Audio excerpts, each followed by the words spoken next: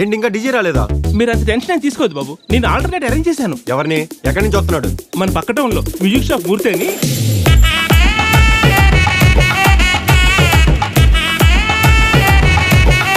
ఒక్కసారి బయటకు వెళ్తే ఇంటికి రావా నువ్వు?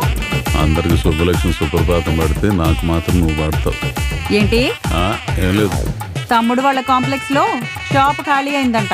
మనం కూడా సెల్ ఫోన్ షాప్ పెట్టుకుందాం. నాన్న మ్యూజిక్ కలెక్షన్ కి చాలా మంది ఫ్యాన్స్ ఉన్నారు మన ఊర్లో. నెల ఖర్చులకి రావట్లేదు. ఫ్యాన్స్ ఉంటే ఏంటి, లేకపోతే ఏంటి? కాలంతో పాటు మనం కూడా మారాలి. నాకు తెలిసింది ఈ మ్యూజిక్ ఒక్కటే. నేను ఏదన్నా సంపాదించాలంటే దీంట్లోనే ఏదైనా కొత్తగా చేసి సంపాదించాలి. దీంట్లో కొత్తగా అంటే ఇంకేం చేస్తావు బాబా? డీజే అంటే ఏంటి?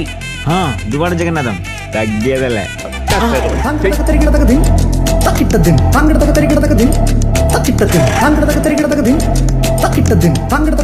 ఇలాంటి పాటలు వింటున్నావు? మీ నాన్న డీజే నేర్చుకుంటున్నాడు. డీజేనా? నీకు నేనేమో ఆ మ్యూజిక్ షాప్ నుంచి నిన్ను ఎలా బయట పడేయాలని ప్రయత్నిస్తుంటే నువ్వేమో ఇంకా లోపలికి వెళ్ళిపోతున్నావు. ఒక్కసారి నా మాట మూర్తి, లైఫ్ లో మనం ఇష్టపడి ఏదైనా నేర్చుకున్నప్పుడు ఎన్ని డిఫికల్టీస్ వచ్చినా సరే దాన్ని మనం వదిలిపెట్టకూడదు.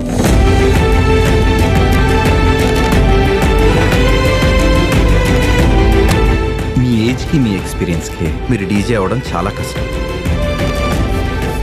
ఇక్కడ మీలాంటి వాళ్ళని కన్సోల్ క్లీనింగ్ కూడా పెట్టుకున్నాను. అలాంటిది నువ్వు డీజే అవుదామని వచ్చావా? మరి ఏమైంది నీ అంబిషన్ కి? అన్నీ మన కోసమే చేసుకోకూడదు అంజనా.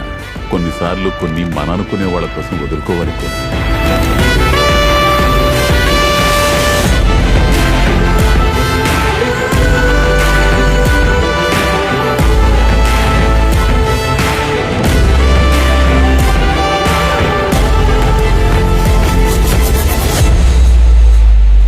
గురూజీ, ఏంట్రా?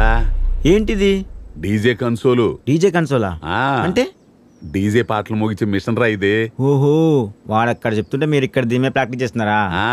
ఏదైతే మీ మిషన్ లో ఒక పాట మోగించండి.